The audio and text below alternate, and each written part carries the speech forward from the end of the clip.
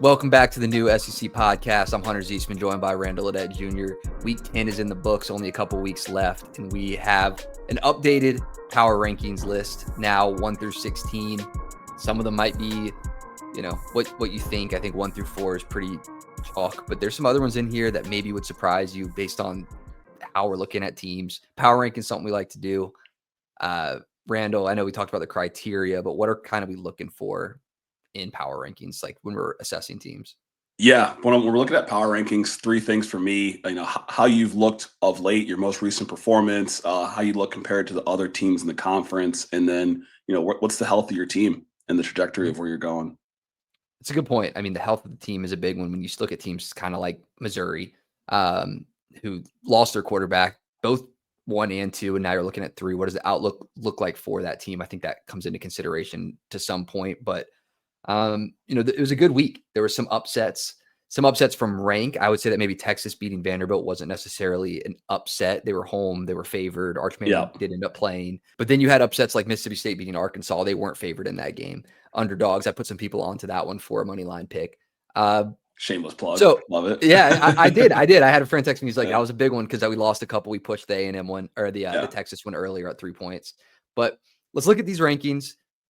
Pop them up on the screen. I don't think 1 through 4 will surprise anybody. No, I definitely don't think so. And it was like you said, it was a great weekend. And so, we started off number 1, didn't play this week, but after all the football we saw, they still look like the most dominant team in the SEC to this point. Yeah. 1 and 2 off this week, but A&M, they're leading the SEC. They're the only undefeated team in the SEC. They're really poised at a SEC championship game appearance. We'll see what happens when they play Texas later in the season, but they look strong, both sides of the ball. They have some issues like we talked about on defense, but offensively the weapons are there. And I think last week. I think the one question mark about A&M is that, as you'll see when we reveal these power rankings, they can't make their schedule, but they haven't played one of the top 5 or 6 teams in the conference. They'll have an opportunity, but they haven't played them just yet. So that's my one question mark about them. Well, some of the teams that were supposed to be good ended up not being good, like LSU, for example. We thought that they would be good, and A&M kind of the nail in the coffin for Brian Kelly's job there last week. So it's a good point. We'll see how they go when they play better competition, because some of the good teams that they've played, I'll even put Notre Dame into that category, or even some of the maybe mid-tier teams that they've played, they play to that level. Like they've had closer games against some of their middle-tier competition. But number 1 for here, followed by Alabama. Another one, probably chalk, put them here kind of by property of them beating Georgia, who we have at 3. They look strong. The offense is humming. You got a Heisman contender competing kind of with Fernando Mendoza right now at Indiana for that Heisman spot. Julian Sayin also having a great day for that conversation yesterday as well. They're number 2, and then Georgia 3 is pretty consistent across the board. Pretty rock chalk, right? The AP poll is as of now is Texas A&M 3, Alabama 4, Georgia 5, and that, I think that kind of ranks based upon how they've played as well, who looks the best. I would love to see a Georgia Texas A&M matchup at some point, but there's nothing really more to say there. I think those are the creme de la creme of the SEC to this point. Yeah, and for Ole Miss, we have them in here. I would say that there's some people that maybe are doubting Ole Miss. They felt that maybe, okay, you didn't look that good against South Carolina. You didn't look that good against Washington State. They're getting it done for the most part, and we're in a really good game with Georgia. I think they're still the 4th best team. If you want to have a conversation with them and anybody else, leave a comment, because I don't know who you're necessarily picking to put here over an Ole Miss team. They've gotten it done to date, only losing to the one team ahead of them. Yeah, I agree. I think that Ole Miss's defense steps up when it matters, and South Carolina is super pesky. I think I've used that word a couple times to describe them. And Ole Miss's offense, Trinidad Chambliss has looked good this year. Kawan Lacey first in the SEC in rushing touchdowns. They have everything humming on offense, and their defense is serviceable enough, I think, to make a deep playoff run. A team you would not want to see in the first round in Oxford. No, and the fans showed out, kind of showed why Lane Kiffin, want to keep him there. We'll see what happens with that. I don't think he leaves, but we'll see what happens. He's making a great run with this team. Why go to another program that's kind of struggling to put things together right now with the 2 open SEC jobs? Happy wife, happy life, man. There's no sense in trading up what you got right now for a better pick if you feel like they are. Yeah, yeah. And you heard Nick Saban talk about it on game day. Are some of these jobs even any better? Like an LSU, a Penn State, a Florida, like are they actually better jobs? And we could do a whole separate video on that if it came to it, but um, I don't I necessarily don't see it think they're that way. better. Yeah, and the They new got more recruiting money. landscape. They have more money, but the new recruiting landscape, it's just about what you can pay the players, and obviously they're paying them enough at Ole Miss to be able to still recruit at a high level.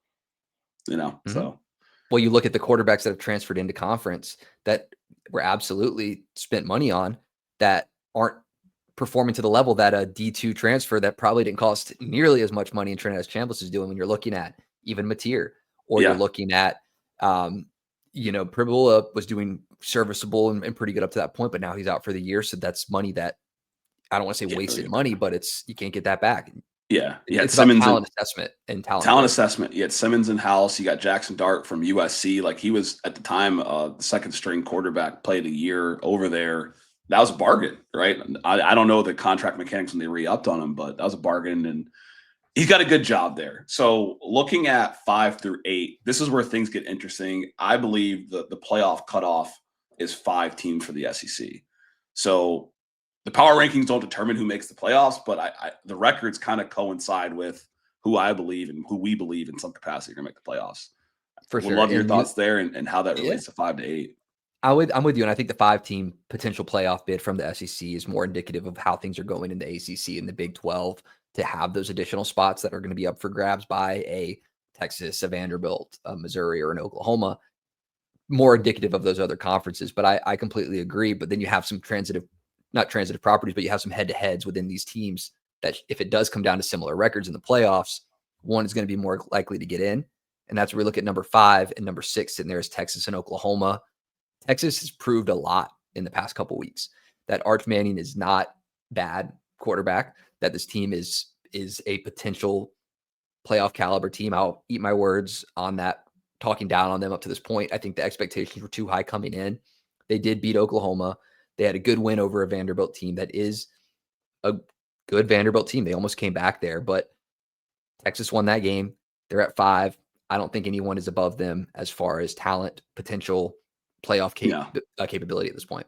no, absolutely not. And shameless plug. Got to go to the game. Got my backer hat, by the way. So sponsor for the show. We really love y'all. If you like these type of hats, go to the backer website. Links in the bio. But great game, Texas. I think they should start every season playing Mississippi State because that just kind of kicks off Arch's mojo. And then this was their first game back in Austin since September. So it obviously he felt comfortable at home. They didn't punt the ball to the second half.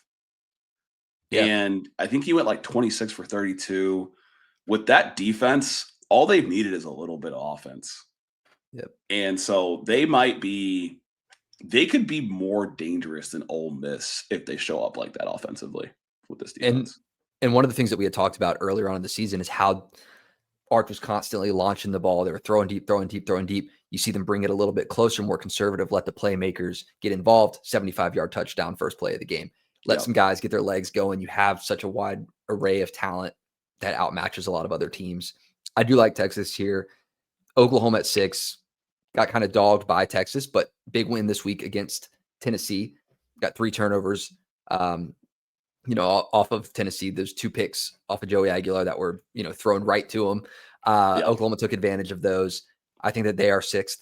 You could have a conversation here between 6 and 7 in Oklahoma and Vanderbilt. I think that is an interchangeability at some point, depending on how you view Vanderbilt at this point.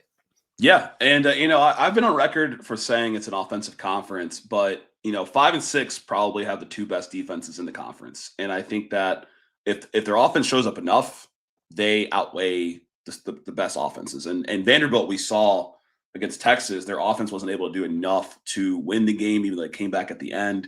That's what gives me the nod for Oklahoma. I think that defense will keep them in a lot of games. Shameless plug for myself again, picked them to beat Tennessee. But we both did actually. Yeah. I think it's the Yeah. offense. It's the defense that takes Oklahoma over Vandy. What are your thoughts there? Yeah, 100%. That R. Mason Thomas touchdown. I mean, he carried Kitzelman like 30 yards on that touchdown. hurt his leg, but Yeah. I mean, Rumbling. So I like Oklahoma's defense. I think it's a huge part to talk about. And I think that even in the Texas game, they didn't get to take as many advantage of their defensive opportunities to finish plays as they could have. Going forward, we'll see where it puts them. They have that unfortunate loss there that will keep them behind Texas as we go forward. But, Vandy, good team. Offenses usually have an outscore what the defense is doing. They've been up and down on a couple games. They did, beat Missouri. So when you're looking at these here, I think Missouri, decent spot at 8. Like, even considering the quarterback situation, they have a good run game. They had a much needed bye this week. We'll see where Missouri kind of figures himself out throughout the rest of the season. Yeah, and their defense is like a B+. Their offense, I think, to that point was about like B, and we'll see what the new identity looks like. But for the body of work and what Drink brings to the table, I think 8's the right spot. So Texas, from our last power rankings, jumped 3 spots from what I remember them being at 8 before.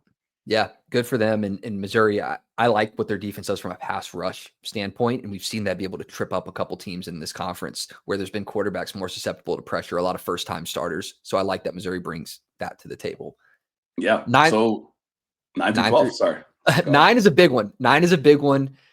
Throw some heat in the comments if you disagree with this one, and you might disagree with the way that 9 and 10 are laid out. I'm a bang this drum. I'm a huge proponent of it. Number 9, I got Mississippi State. Brandon Walker would love that. Ring the cowbell. And if you're watching Mississippi State football this year, and you see that they have improved so drastically from last year on defense, on offense, they've been in nearly every game this season. Even the A&M game, that the final score looked bad. I mean, it was close up until the end of the third quarter. They're 3 plays away from being 8-1. A horrible pick and then 2 overtime, losses there. They're a good football team, and they pulled it out against Arkansas this past week. That was a great final drive, a great final play. We're going to do a preview of Mississippi State playing Georgia this week. I think that 9 is a good spot for them. Record, if you're not looking at record. I agree. I mean, Mississippi State, offensive conference, they have a really good offense, and they've, like I said, they've been in every game, and probably should have won the Florida game. And I picked Arkansas, so I can take the L's where I'm wrong as well. You picked Mississippi State in our preview of that game. So they look good, and they should feel pretty good about what Levy is bringing despite the current conference record. And it says a lot about that program when you look at who they've played this season and the type of games they've been in against Texas, as you mentioned, against A&M, and they have a chance to play Georgia to wrap up the season to next week. They have a chance to play Ole Miss, and they have a chance to play a lot of the top teams to wrap up the year. So they could play spoiler in some capacity. Yeah, I mean, I'm going to talk about it. I had some notes for our preview about it, but the next 3 games that they play with Georgia, Missouri, and Ole Miss, like, some of those teams could be susceptible to an upset here. Like, they only need to win 1 more game to be bowl eligible. I see that Missouri one being one that I'm probably going to pick Mississippi State in. And up to this point in the season, Mississippi State has been the second best team in the country to bet on. They are the number 2 against the spread team in the country behind Ohio State. I have some stats on it, but I mean, if you bet money every week on Mississippi State, you'd be up big right now. To that point, they're doing what they need to do to stay in games. And I think that if we're looking at 1-score games, theirs look a little bit different than the 1-score struggles that a team like Arkansas has had. I agree. A team like Auburn's had. They've had game control. They've had game control for a lot of these games, and like they're a respectable opponent. I'm not in the film review, but I'm sure that the coaches are talking like, hey, like, do not sleep on this team. And it's funny, like, I love this pick for number 8 or number 9. And we started the season off. We did a preview of, can Mississippi State get to 6 wins, and here we are. So yeah, one more, and right behind them we got Tennessee. Tennessee did beat Mississippi State, but looking right now, I mean, that was a month ago, or a little bit over a month ago. Right now, Tennessee struggled a little bit offensively in the game versus Oklahoma. We know Oklahoma has a lot of good defensive qualities. I'd say that Tennessee had some lapses on judgment offensively in that game. Yeah. So I think Tennessee at 10 makes sense. I think you pulled out, they're 0-3 against ranked teams right now. Yep. Yeah. And it's unfortunate, right? They played Alabama, they've played Georgia, or it could be fortunate depending on who you like, but they played Alabama, they've played Georgia, they've lost to them. And of course they lost to Oklahoma this past week. At some point, it reminds me of the Jaden Daniels LSU team. Like, there's just no defense. Mhm. And if you can't stop the teams, and you know, I just there's not much more to say. There's so much promise there. I think I texted you like if they had Nico, I don't think they would have as good of a record this year, just given how the defenses looked. But Absolutely. those turnovers, Aguilar, he's a gunslinger, but when he turns the ball over, it just changes the game. Yeah, a couple meatballs thrown up there, like, and then he was Yeah. like, "What happened? What happened, brother? You threw it 3 yards, 10 yards past your guy, right into the hands of the safety." Like, Yeah. I mean, he has great weapons, great connection with them. I think that it's a great offense. I think he's a great quarterback. It's a huge pickup, one of the best transfer pickups, you know, that's played out better than the team would have ever expected. Right. They have potential. I think the Tennessee Vanderbilt game is going to be really, really good, but to that point, I can't see putting them ahead of some of these other teams. LSU Yeah. being one, LSU, Florida, now here at 11 and 12. They did play each other, both in a coaching mix up right Yep. now, trying to figure out what goes on. I think 11 I and think 12 wins right. LSU. I think 11 and 12 is right. I think LSU could play spoiler. I was talking to my girlfriend this morning. She went to UGA, and we're talking about the Florida game. And like Florida, similar to LSU, they are playing with house money. Mhm. There's no real expectations. And in terms of the power rankings, like I think that's appropriate when you look at who's in 13 through 16. Dangerous team, a lot of talent. Like Mississippi State's talented, Tennessee's talented, Florida's talented. That's why they Yeah. gave Georgia a game. LSU's definitely talented. They're just not powerful in the power ranking sense. Like they're not playing winning football. They don't show up in the moments when it matters. I would say if LSU's defense wasn't as good as they are, then I would put them below Florida. The LSU defensive room has been good enough to carry this team, and there's not going to be a lot of change there from this coaching turnover. Like a lot of it's Yeah. going to be the offensive changes that need to pick up. We're going to be previewing LSU Alabama to talk more about what this team might look like coming out of a bye week, coaching changes, all kind of conversations with even the Louisiana government getting involved. But Right. I mean, LSU, you put the LSU secondary on Tennessee. That's a top 5 team. Yeah. I mean, LSU, one of the best defensive backs in the country, and Mansour Delane. We'll talk more about him in the videos coming up here. But Florida at 12 could have had a big one there. A couple blades of grass separating them from potentially beating Georgia, but you don't want to leave your team to a single play. You don't want Was to it leave a your team to a catch? single play. Was it a catch? I think it's a catch. I think it's a catch. think it was Even when I see it slowed down, I mean, even the picture that people are posting, you zoom in, you see the ball's on the forearm, but you don't want Yeah. to leave your team to a situation like that. The guy was wide open. Hit the guy. You know what I Yeah. mean? Like it's a Got him. completely underthrown ball. Yeah. I mean, they showed a lot of things. They showed a lot of fight. I mean, Georgia's pesky. They play all 4 quarters, but I think it was a catch. Like you said, you don't want to be in that situation. But, the SEC has 10 ranked teams. Being 12th in the power rankings is like, it seems bad. It's not that bad. It's a very deep conference. I know we're an SEC podcast. People are going to hate on that if you're listening to this point, but like, Florida's a pesky team. I would not want to have to play them if I need to win to make the playoffs. Yeah, I'm 100% with you. I thought this was potentially one where, Georgia could upset them. I don't know if there were any Georgia bettors out there that saw Stockton take a knee on the one. I know I was sweating that one a little bit, but it's a deep conference, and I mean, come on, man, just get in the end zone. Like, Got one job. I needed it. You're gonna hold them. It's a 2-score game. Right. Nah, it's all good. Deep conference up to 12. I think where the depth then falls off. You got your last 4 here. 2 of them we've talked positively about at points in South Carolina and Arkansas. 2 have had less spotlight moments. I mean, Auburn had a lot of games up to this point in the season where we were like, they should have won. An absolutely abysmal performance. They got outscored by the Toronto Blue Jays in the World Series. Like they only put up 3 points. Like you got outscored by a baseball game, team. by the way. Jeez. Yeah, great game. Yeah. I wanted the Blue Jays to take it, but that was a better game than what Kentucky and Auburn put on the field. Shout out to Kentucky though. I said in this game, Auburn, if you can score 10 points, you win the game. Talking down on Kentucky, and I was pretty close. I thought there was no way that they wouldn't score 10 points. Right. I know I'm just hating on Auburn, but let's put the reveal up here, and it's 13 South Carolina, 14 Kentucky, 15 Auburn, 16 Arkansas. I think a lot of people would agree with this. I think it's fair. I mean, and like 14, 15, and 16 to me could play musical chairs. Like I think we had Arkansas at 13 or 14 in our previous power rankings. Their offense is super explosive. They don't They don't play any defense. They don't close out games to win. Auburn, oh man, like they might be wasting the most talent in this conference. It's up there with LSU. I don't get it. It's going to set them back. Yeah. And I want them to do well. I think college football is better when Auburn's good. Like they got some, like I feel like I'm being cheated on watching good receiver play. Yeah. Yeah. And like watching this defense play some meaningful football. Yeah. I mean, there's good points to this team, and it's wasting a lot of good talent. And then you wonder, is Deuce Knight, when is he, is he any good? What's going to happen with the recruits they come in? Because they recruited a really good class. Are they going to start trying to think to go elsewhere? You're not one of the premier jobs now. If you do fire Hugh Freeze, if that happens, we're recording here on Sunday, no word on that.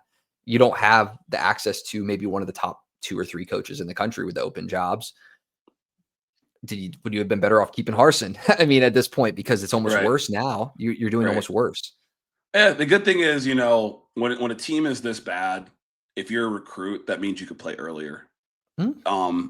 So if I'm a recruit, I'm thinking about playing time, thinking about development, and I don't know like how many players Auburn's been putting into the league recently, but if they can get a good coach that can develop players, even if you don't necessarily need to clean house, but if you change up the talent and kind of, how you get the roster set up, it's an opportunity to get more playing time. So I guess that would be the one positive for going to Auburn to me, or one of the positives to go to Auburn. Sure. And what's going to happen is Auburn's still going to play the best game of the season, last week of the season. They're going to play Alabama like as tight as you could ever play a team. And it's going to help him keep his job, because that's the number one thing you could do at Auburn is beat Alabama.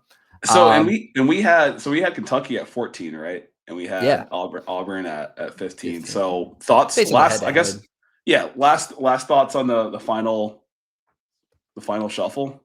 South Carolina's physically more gifted, more talented than their record would show. However, the product on the field is what the product on the field is. So they're at 13.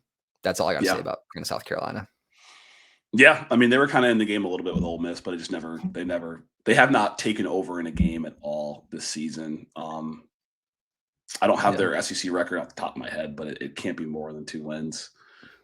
So 1 win, one win, and it's probably Kentucky.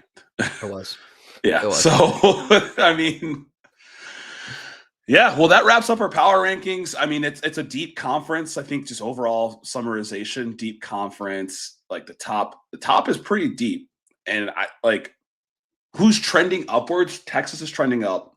Yeah, Ole Miss is like slowly trending up. Georgia is steady. Bama and A&M are on the up and up heavily. Yeah.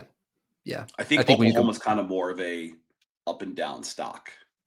I'm not convinced on Oklahoma being able to consistently put a product on the field week over week offensively. So we'll see how that progresses throughout the season. They're going to play Alabama. That'll be a huge marquee matchup for them if they want to make a push for the playoffs. That one's gonna be must-watch TV. I need YouTube TV to get right.